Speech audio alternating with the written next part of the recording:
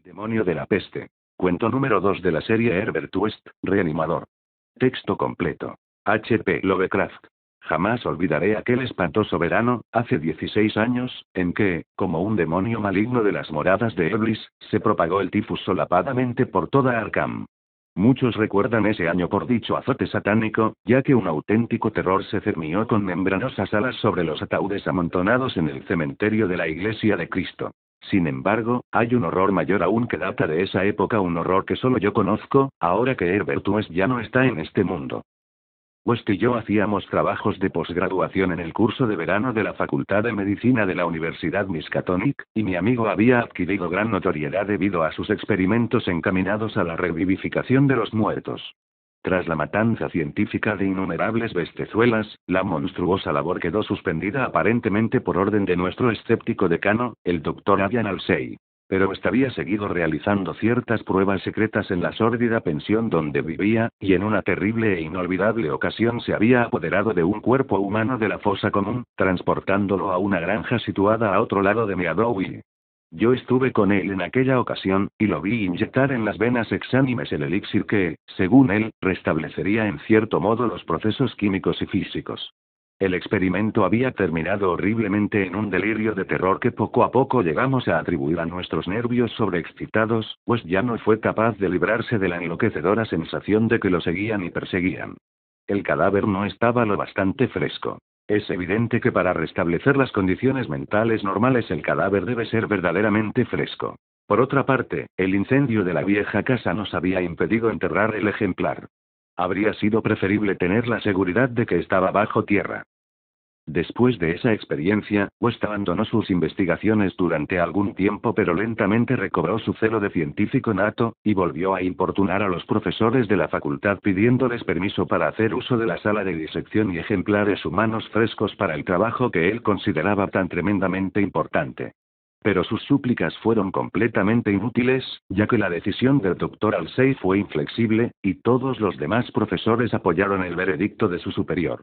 En la teoría fundamental de la reanimación no veían sino extravagancias inmaduras de un joven entusiasta cuyo cuerpo delgado, cabello amarillo, ojos azules y míopes, y suave voz no hacían sospechar el poder supranormal casi diabólico del cerebro que albergaba en su interior.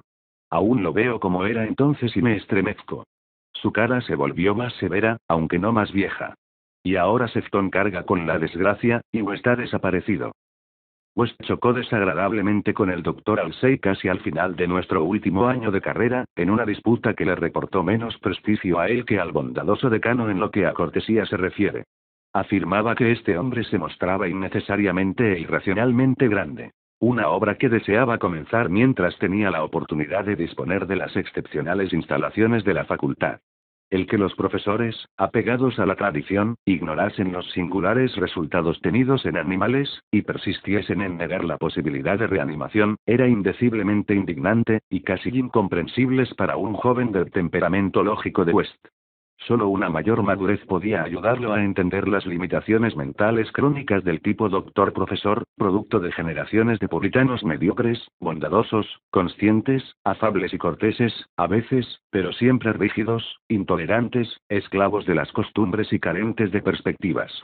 El tiempo es más caritativo con estas personas incompletas aunque de alma grande, cuyo defecto fundamental, en realidad, es la timidez, y las cuales reciben finalmente el castigo de la irrisión general por sus pecados intelectuales, su tolemismo, su calvinismo, su antidarwinismo, su antinietzscheísmo, y por toda clase de sabatarianismo y leyes suntuarias que practican.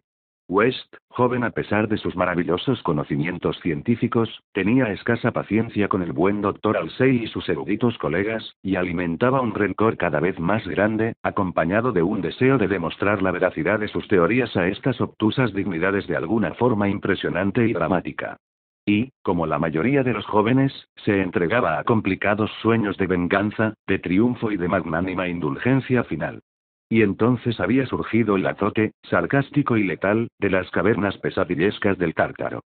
West y yo nos habíamos graduado cuando empezó, aunque seguíamos en la facultad, realizando un trabajo adicional del curso de verano, de forma que aún estábamos en Arkham cuando se desató con furia demoníaca en toda la ciudad. Aunque todavía no estábamos autorizados para ejercer, teníamos nuestro título, y nos vimos frenéticamente requeridos a incorporarnos al servicio público, al aumentar el número de los afectados. La situación se hizo casi incontrolable, y las defunciones se producían con demasiada frecuencia para que las empresas funerarias de la localidad pudieran ocuparse satisfactoriamente de ellas. Los entierros se efectuaban en rápida sucesión, sin preparación alguna, y hasta el cementerio de la Iglesia de Cristo estaba atestado de ataúdes de muertos sin embalsamar. Esta circunstancia no dejó de tener su efecto en West, que a menudo pensaba en la ironía de la situación. Tantísimos ejemplares frescos y, sin embargo, ninguno servía para sus investigaciones. Estábamos tremendamente abrumados de trabajo, y una terrible tensión mental y nerviosa sumía a mi amigo en morbosas reflexiones. Pero los afables enemigos de West no estaban enfrascados en agobiantes deberes. La facultad había sido cerrada, y todos los doctores adscritos a ella colaboraban en la lucha contra la epidemia de tifus. El doctor Halsey, sobre todo, se distinguía por su abnegación, dedicando toda su enorme capacidad, con sincera energía, a los casos que muchos otros evitaban por el riesgo que representaban, o por juzgarlos desesperados. Antes de terminar el mes, el valeroso decano se había convertido en héroe popular, aunque él no parecía tener conciencia de su fama, y se esforzaba en evitar el desmoronamiento por cansancio físico y agotamiento nervioso. Pues no podía por menos de admirar la fortaleza de su enemigo. Pero precisamente por esto estaba más decidido aún a demostrarle la verdad de sus asombrosas teorías. Una noche, aprovechando la desorganización que reinaba en el trabajo de la facultad y las normas sanitarias municipales, se las arregló para introducir camufladamente el cuerpo de un recién fallecido en la sala de disección, y le inyectó en mi presencia una nueva variante de su solución. El cadáver abrió efectivamente los ojos, aunque se limitó a fijarlos en el techo con expresión de paralizado horror, antes de caer en una inercia de la que nada fue capaz de sacarlo. West dijo que no era suficientemente fresco. El aire caliente del verano no beneficia a los cadáveres. Esa vez estuvieron a punto de sorprendernos antes de incinerar los despojos, y West no consideró aconsejable repetir esta utilización indebida del laboratorio de la facultad. El apogeo de la epidemia tuvo lugar en agosto. West y yo estuvimos a punto de sucumbir. En cuanto al doctor Halsey, falleció el día 14. Todos los estudiantes asistieron a su precipitado funeral el día 15, y compraron una impresionante corona, aunque casi la ahogaban los testimonios enviados por los ciudadanos acomodados de Arkham y las propias autoridades del municipio. Fue casi un acontecimiento público, dado que el decano había sido un verdadero benefactor para la ciudad. Después del sepelio, nos quedamos bastante deprimidos, y pasamos la tarde en el bar de la casa comercial, donde West, aunque afectado por la muerte de su principal adversario, nos hizo estremecer a todos hablándonos de sus notables teorías. Al oscurecerse, la mayoría de los estudiantes regresaron a sus casas o se incorporaron a sus diversas publicaciones, pero West me convenció para que lo ayudase a sacar partida de la noche. La patrona de West nos vio entrar en la habitación alrededor de las 2 de la madrugada, acompañados de un tercer hombre, y le contó a su marido que se notaba que habíamos cenado y bebido demasiado bien. Aparentemente, la avinagrada patrona tenía razón. Pues hacia las 3, la casa entera se despertó con los gritos procedentes de la habitación de West, cuya puerta tuvieron que echar abajo para encontrarnos a los dos inconscientes, tendidos en la alfombra manchada de sangre, golpeados, arañados y magullados, con trozos de frascos e instrumentos esparcidos a nuestro alrededor. Solo la ventana abierta revelaba que había sido de nuestro asaltante, y muchos se preguntaron qué le habría ocurrido, después del tremendo salto que tuvo que dar desde el segundo piso al césped. Encontraron ciertas ropas extrañas en la habitación, pero cuando nos volvió en sí, explicó que no pertenecían al desconocido, sino que eran muestras recogidas para su análisis bacteriológico, lo cual formaba parte de sus investigaciones sobre la transmisión de enfermedades infecciosas. Ordenó que las quemasen inmediatamente en la amplia chimenea. Ante la policía, declaramos ignorar por completo la identidad del hombre que había estado con nosotros. West explicó con nerviosismo que se trataba de un extranjero afable al que habíamos conocido en un bar de la ciudad que no recordábamos. Habíamos pasado un rato algo alegres y West y yo no queríamos que detuviesen a nuestro belicoso compañero. Esa misma noche presenciamos el comienzo del segundo horror de Arkham. Horror que, para mí, iba a eclipsar a la misma epidemia. El cementerio de la Iglesia de Cristo fue escenario de un horrible asesinato. Un vigilante había muerto a arañazos, no solo de manera indescriptiblemente espantosa, sino que había dudas de que el agresor fuese un ser humano. La víctima había sido vista con vida bastante después de la medianoche, descubriéndose el incalificable hecho al amanecer. Se interrogó al director de un circo instalado en el vecino pueblo de Bolton, pero este juró que ninguno de sus animales se había escapado de su jaula.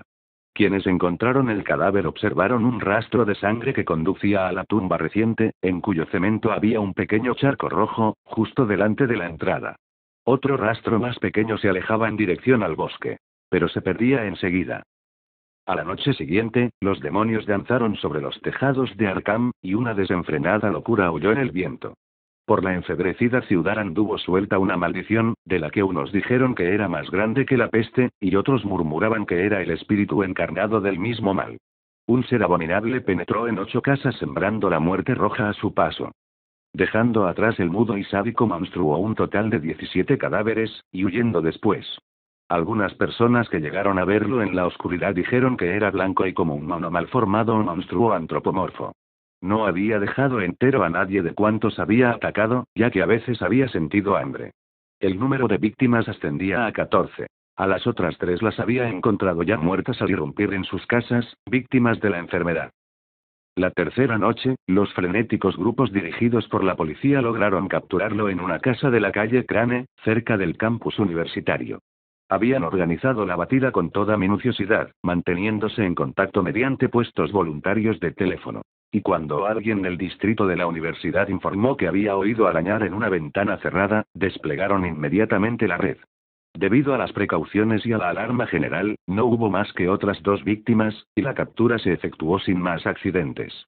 La criatura fue detenida finalmente por una bala, aunque no acabó con su vida, y fue trasladada al hospital local, en medio del furor y la abominación generales, porque aquel ser había sido humano. Esto quedó claro, a pesar de sus ojos repugnantes, su mutismo simiesco, y su salvajismo demoníaco. Le vendaron la herida y lo trasladaron al manicomio de Sefton, donde estuvo golpeándose la cabeza contra las paredes de una celda acolchada durante 16 años, hasta un reciente accidente, a causa del cual escapó en circunstancias de las cuales a nadie le gusta hablar. Lo que más repugnó a quienes lo atraparon en Arkham fue que, al limpiarle la cara a la monstruosa criatura, observaron en ella una semejanza increíble y burlesca con un mártir sabio y abnegado al que habían enterrado hacía 3 días el difunto Dr. Ian Halsey, benefactor público y decano de la Facultad de Medicina de la Universidad Miskatonic. Para el desaparecido Herbert West, y para mí, la repugnancia y el horror fueron indecibles. Aún me estremezco, esta noche, mientras pienso en todo ello, y tiemblo más aún de lo que temblé aquella mañana en que West murmuró entre sus vendajes. Maldita sea, no estaba bastante fresco. El demonio de